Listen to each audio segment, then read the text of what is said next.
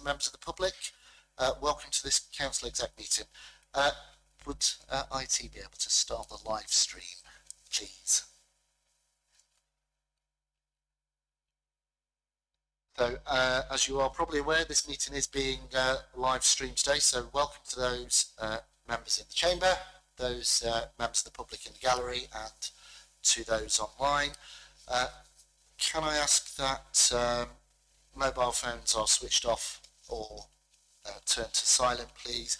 We aren't expecting a fire drill today, so if you do hear the alarm, it is a real fire alarm.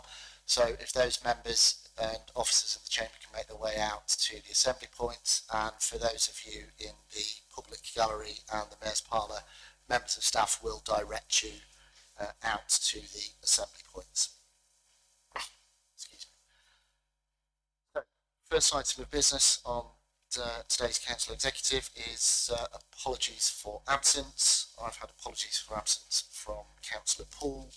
I don't believe we've got any other apologies. No.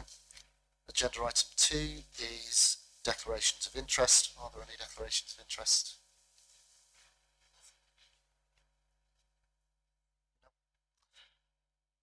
Agenda item 3 then, the minutes of the previous meeting of the Council Executive held on the 27th of February 2024. I move that the minutes of the Council Exec meeting held on the 27th of February 2024 be approved as a true record. I'm happy to second that. Thank you very much. All those in favour, please. Thank you.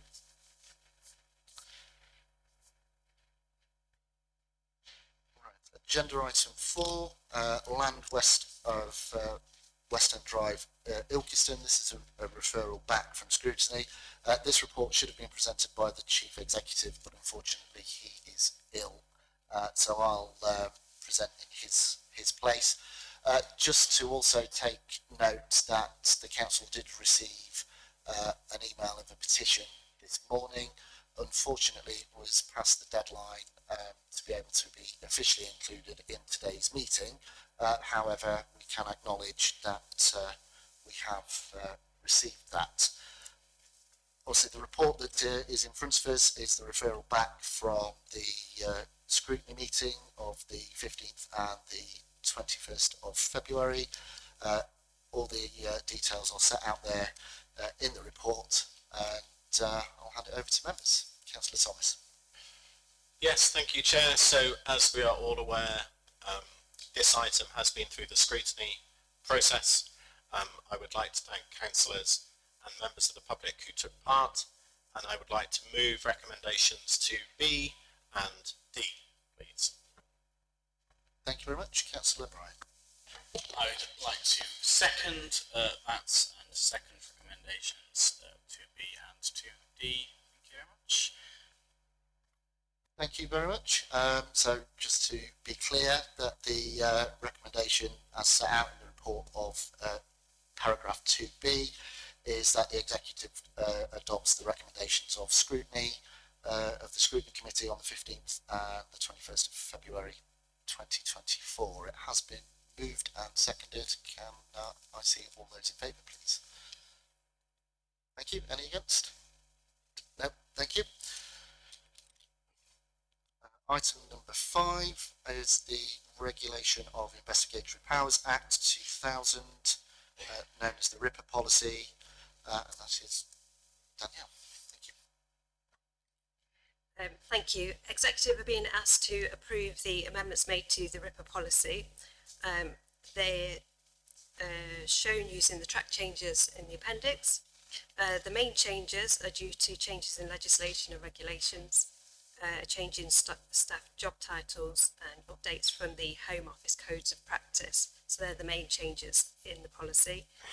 I'm of the view that the policy remains fit for purpose.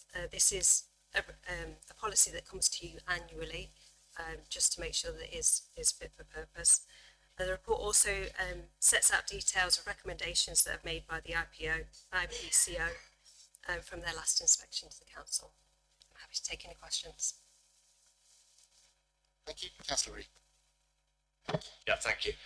Could I Chair, in terms of the recommendations, I think one of them was to, as you mentioned, make sure that training was up to date and a package of e-learning was proposed. I just wanted to double check that we think that that's robust enough as an e-learning module, whether there wouldn't be any wider training required. Thank you. I do believe that the e-learning package that will be available is robust and is what is expected from the RPCO to make sure that we're compliant. Thank you. Councillor Thomas. Thank you, Chair. So I would like to thank our Head of Legal for her work thus far on this policy. The RIPSA policy is a statutory policy that we must have on the books, but we hope not to use it. And I would like to underline the fact that we have not, the powers in the policy have not in fact been used in the past 12 months. So I would therefore like to move recommendation 2.1 to approve the amendments made to the RIPSA policy and to note 2.2. Thank you. Thank you very much. I'm quite happy to second those recommendations. I think it's a good thing that we haven't had to use these powers certainly within the last 12 months, and hopefully we won't have to use them in the next 12 months. So it has been moved and seconded, so I can see all those in favour, please. Thank you.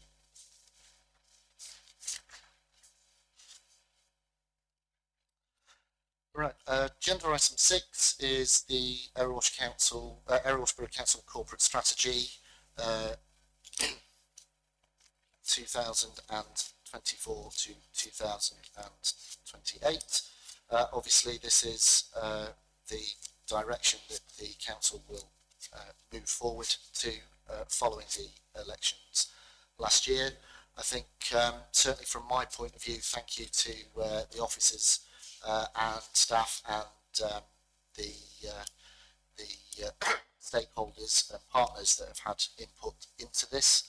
Obviously, you know, it's a new strategy that we will have now moving forward, which will align the council priorities and also gives us a roadmap on where we can improve and how we get there. So, Councillor Everett. Thank you. So the council came under a new administration in May 2023.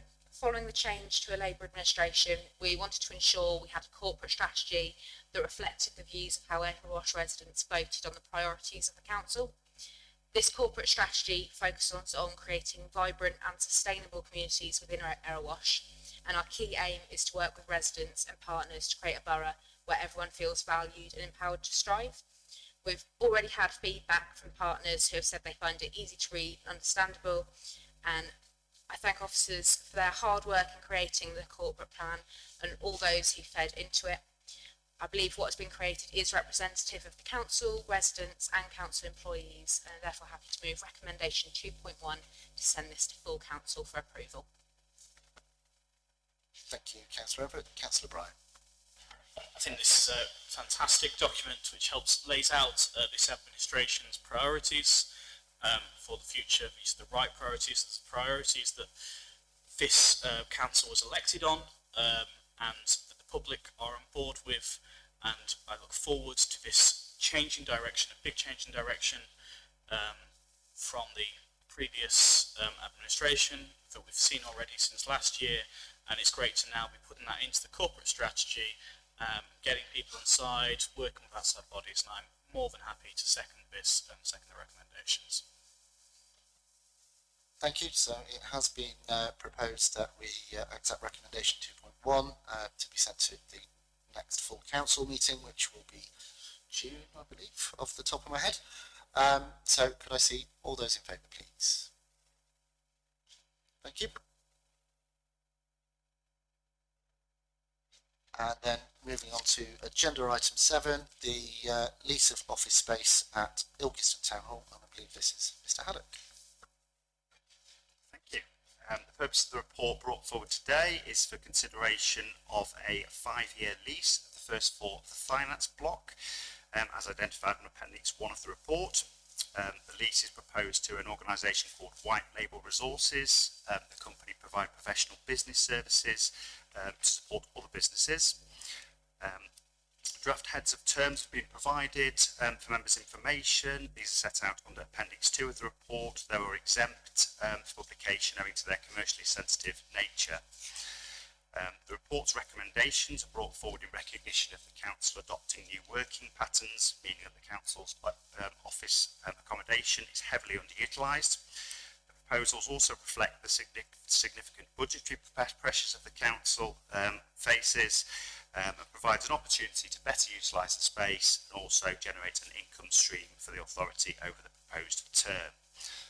Members will recall that full council approved as part of its budget on the 7th of March that there was to be a review of the ongoing operation of 2 town halls. Work is underway to commission external consultants in relation to this matter. However, officers have undertaken an initial check to ensure that the accommodation which it retains can still accommodate all of its operational office staff. Therefore, the proposed lease is not considered to unduly restrict the future accommodation options for the council. The recommendations set out in the report recommend that a 5-year lease is granted for the first floor of the finance block to White Label Resources, as shown on Appendix 1. This authority is delegated to the Director of Environmental and Community Services to finalise and enter into the lease. This will include agreeing the date of the commencement of that lease, and finally that the report is not subject, or the recommendation is not subject to call-in, as this is likely to cause an undue delay to operational services. Okay. Thank you very much. Councillor Thomas. Thank you, Chair, and I would like to start by thanking our Head of Property and Leisure Services. A great deal of work has gone into getting us this far. It's very much like the iceberg with the visible part above the water, but in order to get this far, there's been a number of negotiations and legal aspects that have needed to be worked through. Following the local elections of May, almost 12 months ago, 2023, when we took control of the council, I tasked officers with making better use of the accommodation that we have across the estate, and I am delighted that we've been able to rent out some of our surplus office accommodation. It's going to provide a really valuable commercial income stream to the council for the next 5 years. We're welcoming a thriving and growing business into the town hall, and I think there will be fringe benefits from people who work for that business buying coffees and sandwiches, having drinks and meals out in Ilkeston. So for me, I'm really pleased with this, and I'd like to propose the recommendations set out in paragraph 2, A, B and C. Thank you very much, Councillor Thomas. I think it is a good thing. We do need to rationalise the estate, and I think there is nobody that would disagree with that. And actually making the best use of the resources that we have. As the report lays out, it is a key location in the town centre. There is good parking. Everybody knows where this building is. If anybody doesn't, then they've either not lived here very long or they've been walking around with their eyes closed. Councillor Breen. Yeah, I'd just like to echo really what Gordon said. I think also add that residents expect and deserve a council that provides value for money. So I think it's a very positive step, and I'd like to second it. Thank you. Thank you very much, Councillor Breen. It has been moved and seconded that we accept and approve recommendations paragraph 2, A, B and C. So see all those in favour, please. Thank you. And nobody against. That then concludes the business for this council executive meeting. Thank you for those that have joined us today. Thank you for those in the gallery and those online. If IT could turn off the live stream, please.